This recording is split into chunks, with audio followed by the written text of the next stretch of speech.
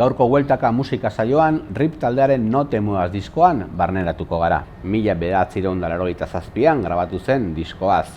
RIP taldearen iraupen luzeko disko bakarra izan zen, eta askoren ustetan Euskal Herrian argitaratu den punk diskorik esanguratsuena.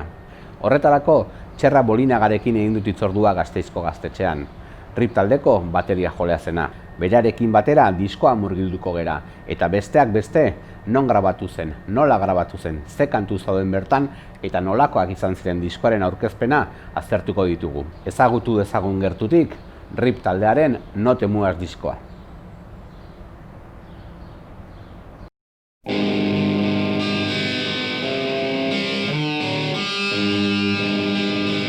RIP taldearen No te muevas diskoa 1987 urtean kaleratu zen, sortu berria zen Basati diskoetxe Gipuzkoarraren babesean. Donostiako Izeta estudiotan grabatu zen No te muevas lana, Pepin Fernandez eta Kaki Arkarazo soinu teknikarien gidaritzapean. 3 egunetan soilik grabatu ziren kantuak, eta egun bakar batean nahastu eta masterizatu ziren. Taldeak bere musikabidean grabatu zuen iraupen luzeko disko bakarra izan zen honakoa. Euskal Herriko punk historia ulertzeko ezinbesteko lana.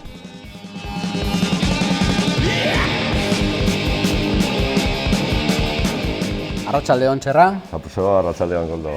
Hemen elkartu gara Gasteizko gaztetxean, eskuartean dudan RIP taldearen disko honetaz hitz egiteko. No te muevas 1987an taldeak argitaratu zuen iraupen luzeko disko luze bakarra. Bakarra, bai. Bakarra gero bai etorri zen, baina horrelako disko bakarra. Esan duzu, ze oroitzapen. Oroitzapen handia zen, niretat izan da markatu nau bizitza osoan, hau ez, No te muevas, bai, baina bai da gure lana eta nik ez dut seme-alabarik, baina izate da hau izango zen zerbait preziatua, oso preziatua niretzat. Askoren ustetan, Euskal Herrian argitaratu diren punk diskoetan mugarri bat o disko mitiko eta esanguratsu bat, ez? Hori esaten dugu kontuan hartuta gaudela ja orainean, ez? Eta, klaro, lehen guk ez genuen hainbeste sensazio hori, da gure disko, inork ez du atara, inork ez du egiten guk egiten duguna, eta tal. Orain ikusita, bai, esanguratsua argi dau, bai, ez dut esango ezetz, klaro. RIP taldea esan bezala 80. hamarkadaren hasieran hasten da, maketa batzuk argitaratzen dira zuzeneko kontzertu batzuena, eta gero iristen da Eskorbuto taldearekin batera, Zona Espezial Norte, non zuek 4 kantu sartzen dituzue disko horretan. Hori izan zen, plastikoan argitaratu ziren lehenengo RIPen kantuak. Bai, hori da. Ez genion ematen hainbeste garrantzia grabatzeari. Eta batez ere izan zen kanpotik etorritako eskaerak, ofertak, ez dakit nola zen, guk egindako baino. Disko argitaratzen da Basati diskoetxearen babesean, garaian soinuan argitaratu ziren Kortaturen, Zikatriz eta beste hainbat taldeen diskoak, baina zuek egiten duzue Basatirekin, non Basatien zauden musika mogida alternatiboan ibiltzen ziren 3 lagun, ez? Bai, nik uste gure filosofia eta nola ibiltzen ginen eta hasieran fanzinak izan zen gure medio komunikatzeko eta tal, nik uste da logika puraz, egitea beraiekin, eta gainera, kontuan hartu eta Javi, Txeroki, Richard, Javi eta Richard batez ere oso laguna ziren, etortzen ziren gure kontzertuetara, eta nik uste dute... Gero Basati diskoetxak amaitu zuen nahiko gaizki, baina oso garrantzitsu izan zen, hastapenak behintzat ateratzeko RIPen lehen diskoa, Bapen lehen diskoa, MCDren bigarrena, eta ero Txorromorro, Eskoriatza eta hardcore punk estenako talde txiki baino oso interesgarriak, ez? Hori da, nik uste egin zuten nahiko aposta oso polita, oso zaila da, mugitzen zituzten diskoak, nahiko konpainiako askoz organizatuak, antolatuak, eta oso behetik eginda, ez dakiz filosofia gaztetxe, bezala, irrati libre, ez dakiz horrelako filosofia. Baina ez zen helburu nagusia, diruarena eta tal, entonces, gu ados ideia horrekin, Zan behar da, diskoa argitaratzen dela, 1987ko abuztuan, eta hilabete batean agortzen dira garaian, ateratziren lehenengo 2000 kopiak, ez? Bai. Tita batean esan daiteke jendea zaiz egola ripen disko bat, Ematen du baietz. Ez naiz goratzen nola egiten genuen saltzeko, baina nola egiten zen distribuzioa, ze ez da gaur bezala, beraz, baina bai, egia da, nik uste dut jendea, claro, ja ordutik, 87an, ja, ez dakit zenba kontzertu eman da, falta zena zen hori, eta nahiko nolabait heldu zen pixkat berandu nik uste dut, ez?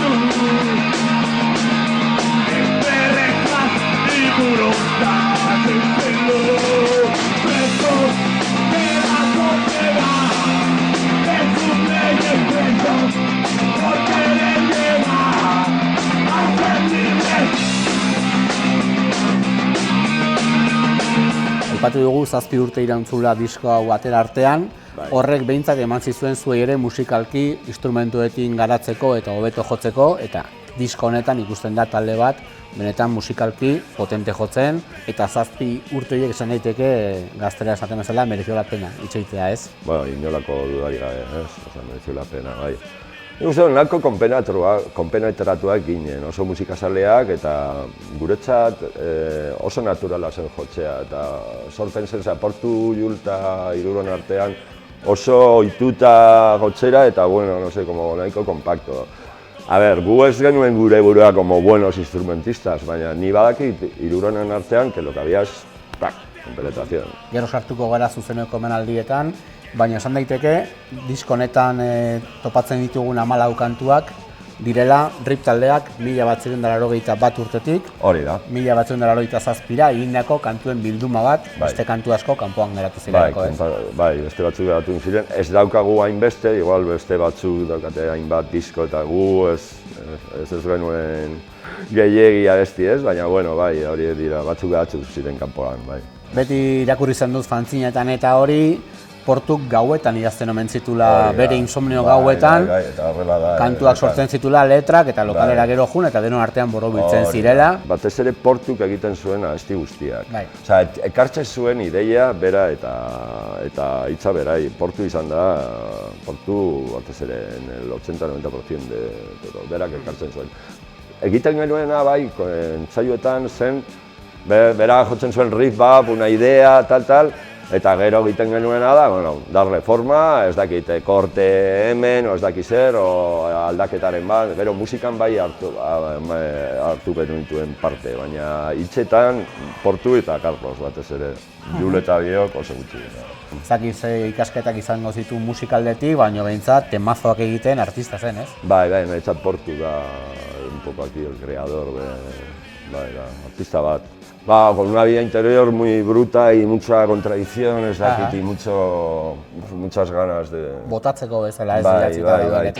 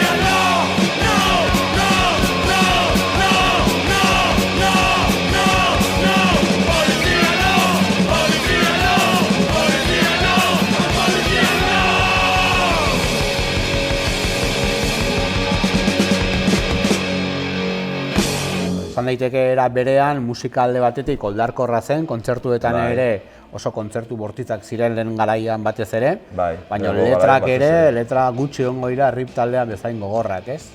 Bai, bueno, hori ez dakit, egongo dira, imaginatzen dute, egongo direla. Batzuk nik uste dut, kaka bat da, baina batzuk nik uste dut mantentzen dutela gaurkotasuna.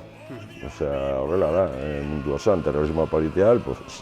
Inoiz baino biziagoa gainera. Ez daki zer, poliziano eta horiek nik batzuekin esaten diat, eta orain esaten duzu hitzek hauek gaurkotasuna duela, pues batzuk bai, beste batzuk ez hainbeste, noski baina. Diskoa grabatzen da Donostian, 1987ko maiatzean, 3 egunetan, eta nahasten da egun bakarrean, beraz, 4-5 egunetan osatu zen eskuartean duen disko zoragarri hau. Teknikari bezala Pepin Fernandez aritu zen, Madridar teknikari bat, eta disko honetan teknikari laguntzaile Kaki Arkarazo, garai horretan bere lehen pausoak ematen ari zala. Lehen esan dudan bezala, ez? Nahiko konpenatzorgoak ginen, gainera egin genuen grabaketa direkto bezala, eta gero, nik uste gero bai egingo zela arregloak otal, baina bai jotzen genuen, zuzeneko bezala. Eta gero Carlose gainetik, eta Portuk, eta Portuk sartu zituzten ahotsak, esan daiteke diskoa ja borobiltzeko, ez? Gaur egun, disko hau argitaratzen jarraitzen da, Suizidas diskoetxeak ateratzen du, baina hortik taldeak ez du deus ere eramaten, ez? Zuk esan duzun bezala, ez? Gaizki bukatu zen, eta batek saldu zituen zeukan disko lan guztiak tipo bati, disko Suizidas, claro. Taldeekin kontatu gabe. Taldeekin kontatu gabe, ez bakarrik gurea. Taldeekin kontatu gabe. Beraz, claro, honeko erosi zuen eta hortik ja izan dira, ez dakit zenbat urte argitaratzen, bueno, ni orain nabil justo honetan, nahiko moskeatuta, asko. Egia da partea kulpa horrua, alde batetik gurea dela, ez gara keskatu, ez gara arduratu, nola kudeatzea. Inoiz ez dugu eduki manager bat, eta hori igual balditzatzen da ere. Gu nahi genuena da jotzea, beste gauzak ez dugu kontrolatzen, beste gauzatzuk.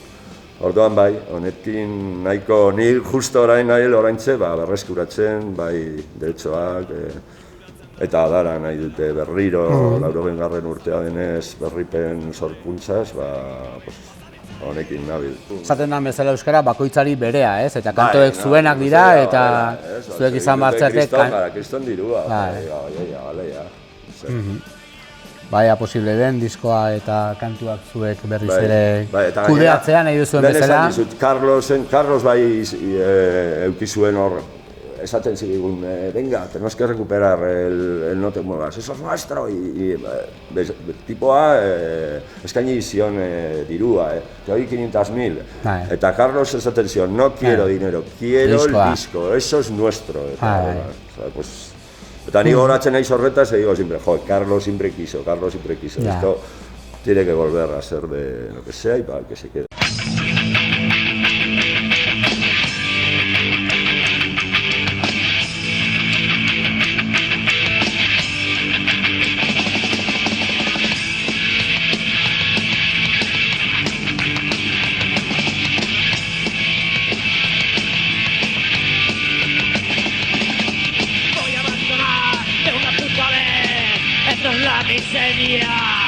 Me voy a acabar en la sociedad y en toda la gente. Ojos asquerosos a currar para ganar una mierda. Mujeres podridas a barrer para que vean la vecina. Niños programados para atender a llevar la sociedad. Y yo mientras tanto en un café me voy a emborrachar. Me voy a emborrachar.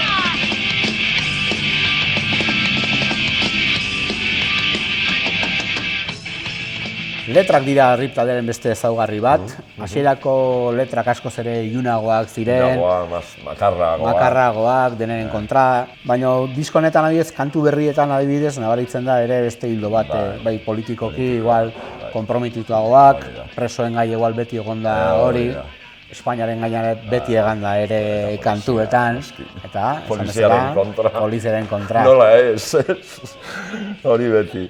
hori ez da aldatu. Bai, oso ondo laburbildu duzu, ez? Osea, hasierako abestiak nahiko makarra, vamos a pisar la sociedad, le voy a pegar a este, pititi, nahiko barzitzak, vomitar.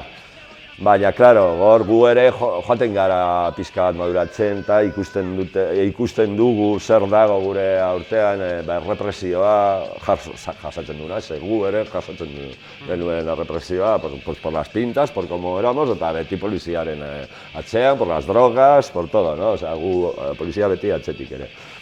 Diskoan badira euskarazko bi kanta, bat Txapelgorri, Uire taldearen moldaketa bat, eta beste bat, elkartzen duela bi mundu, ez? Bat alde batetik punkaren mundua eta beste alde batetik abertzaletasunaren mundua, lepoan hartu eta sei aurrera kantu mitikoa, rock giroetara ekarria, ez?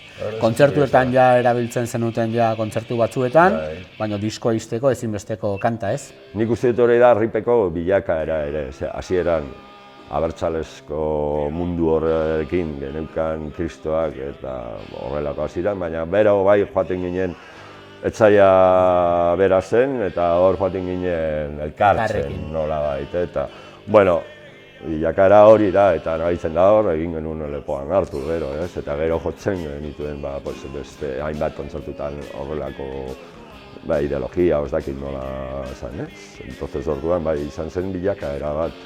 Horra aipatu duzu, ez? 80aren hamarkadan hasieran punka ez zegoen oso ikusita ezker abertzaleko sektore batzuetatik, hamarkada aurrera joan ahala martxa eta borrokoa ekimenak ere sortu ziren, gero bakoitzak esango du zer pentsatzen den horren arabera. Gu ez genuen parte hartu martxa eta borrokoan, baina esan daiteke, bi munduak elkartzen joan zera pixkanaka, naturaltasunez, eta gero oso lututu egon du bi mundu horiek, ez? Bai, eta gero, la vuelta, ni te cuento, claro, askoz gehiago izan zen.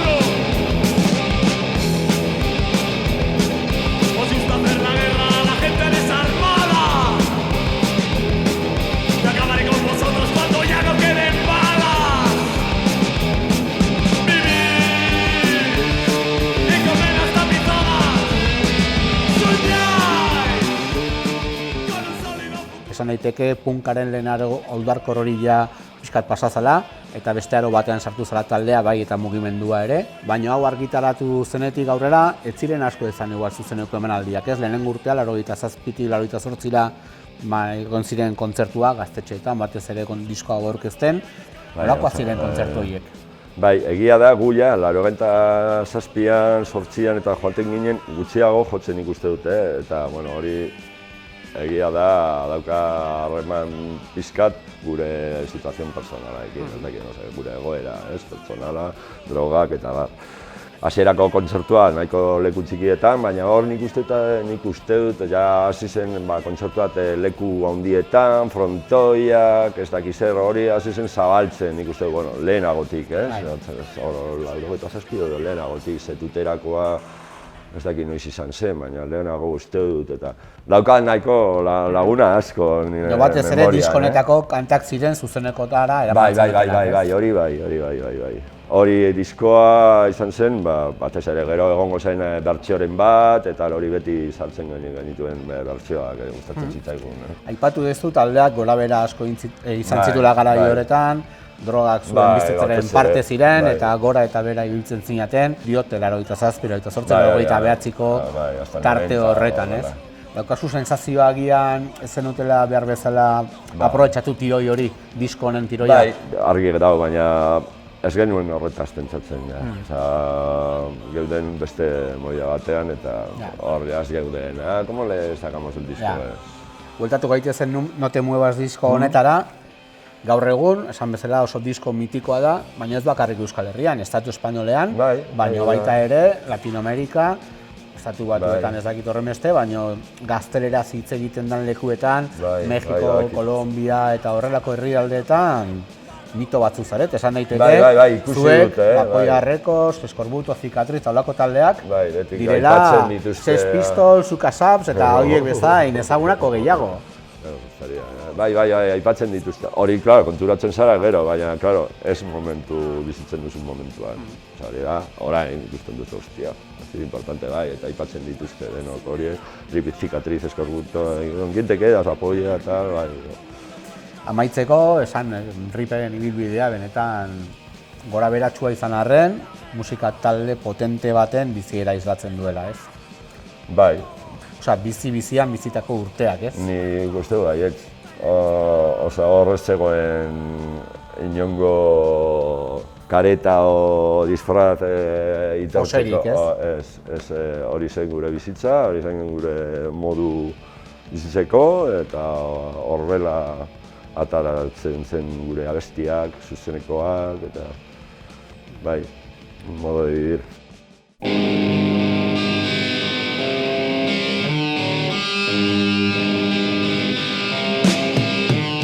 Diskoak No te muevas izena eraman zuen, eta portada benetan ikusgarria, gorria, beltza eta txuria, eta pistola batzuk mehatxatzen. Hori da. Ikusi genuen aldizkari batean, holako ez da hau dena ez, ez dakit 2-3 lau ziren edo. Eta geratu ginen Lauro, ez ahí, todos apuntándote, eta No te muevas izan zen batez ere hori da, mehatxua, No te muevas, un cañón te dice No te muevas, por terrorismo policial, ideia horrekin izan zen. Diskoa esan bezala portada ederrean dator, baina polita dena benetan da barneko liburuxka, eta liburuxka doktorea, ez? Rip gazte batzuk. Zenbat urte zenituen hemen? Hasieran, hemen 25. Urte batzuk pasa dira.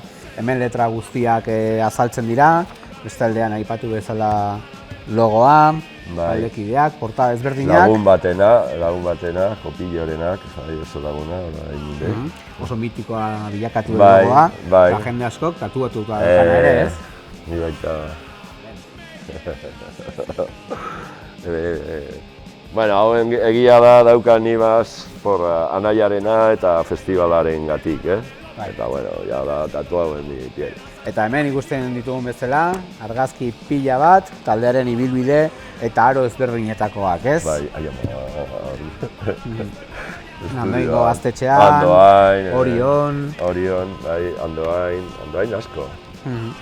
Hau ere oso mitikoa. Oñati.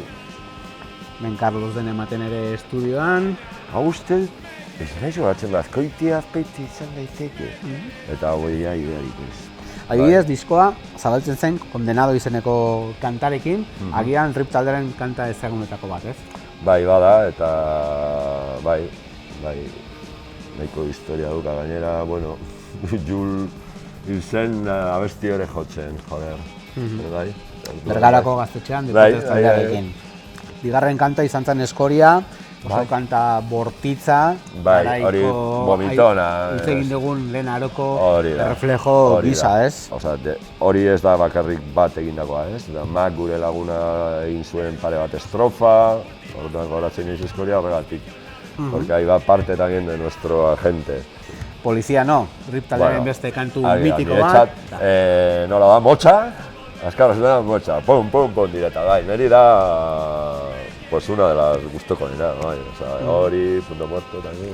Última Generación beste kantu zahar bat. Hori da zaharra, eta izatzen zula ere, oso azkarra, eta bai, más vomitona también, y un poco, bai, más negra, o ez dakit nola zan, Última Generación. Hemen agertzen da, Portuk kantatzen zuen beste kantu bat, Incorruptible eta letza banetan. Bai, hori bonitia tamien un poco eta baina nahiko, hori nahiko, baina nahiko iluna, baina nahiko porturena izan zen. Hori bai, lehen esaten genuen, berak egiten zuela hitzak gauean, Noches de Insomnio, eta hori bai dela bat horrelako, vida es un mundo, me voy a suicidar, me voy a emborrachar. Eta Gorrotoko beste kantu bat, Odio mi patria. Bueno, hor beti esan diguta, baina zain da zuen patria, eta, hor se queda. Guk esaten de Odio España ese día, ¿no? En aquel momento. Revolución, beste kantu bat, Iraultzarako dei bat, baina ere polizia zirenen aurretik korrika. Hori da, ba, nahiko, poliziarena eta lehen uste komentatu dugula, ez? Nahiko atxetik dugu, ez ere gure etxaia lehena zen. Eta kantu egiten da, Txapelgorri kantarekin, Uire taldearen bertsio bat. 12 por 1, bai. Hor gu lehen egiten genuen, baina inglesez ez genuen abesten inglesez. Eta, bueno, claro, horrelak esaten genuen, hostia, no vamos a grabar una canción ahí en Watson Mary. Eta hor zegoen bera, Iñaki bera etxe, eta lehen komentatu duguna, nahi genuen euskera hitzaren bat, eta hori izan zen.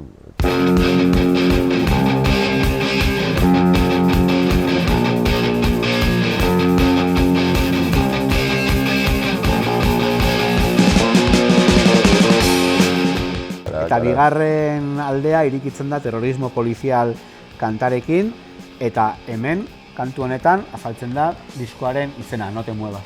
Hori da, eso es, horregatik esaten un cañón acaricia tu espalda, una vez te dice no te muevas, eta no te muevas hori da, ematen zion.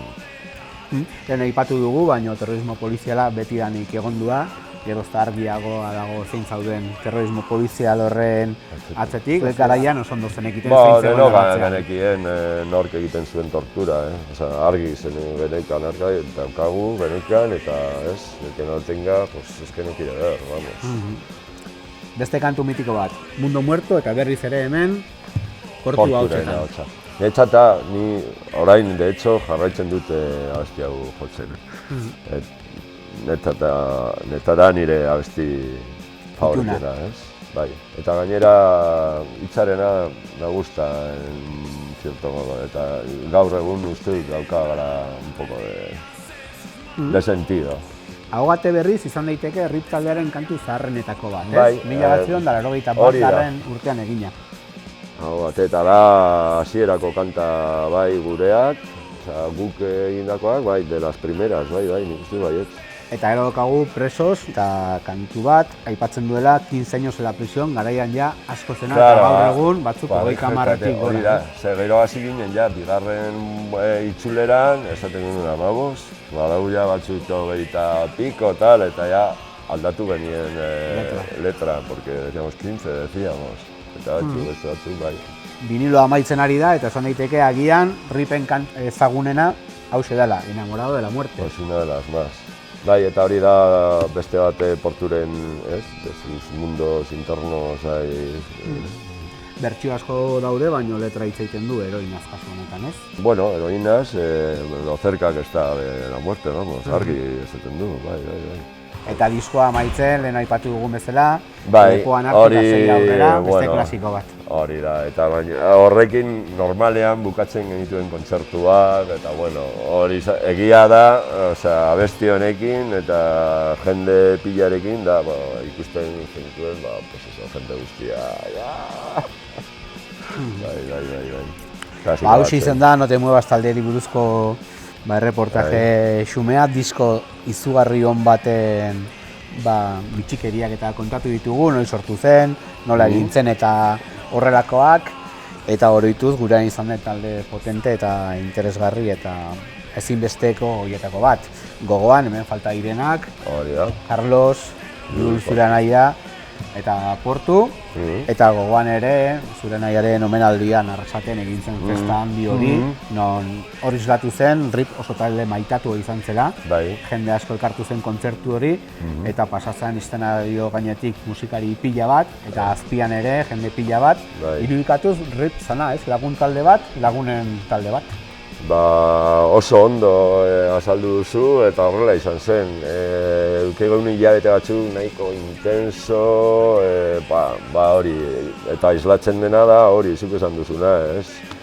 Bueno, jende nahiko gustora etorri zen parte hartzera, etortzen zen ensaioak egitera, goratzen izan zen hilabete ensaios beteta, oso polita izan zen, eta bueno, bai Arrasaten, bai gure taldean, antolatzaileen artean, musikarien erantzuna izan zen, kristona, bueno. Asko maite izan dugun talde bat, kantu batzuk, RIP, No te muevas, Serra Bolinaga.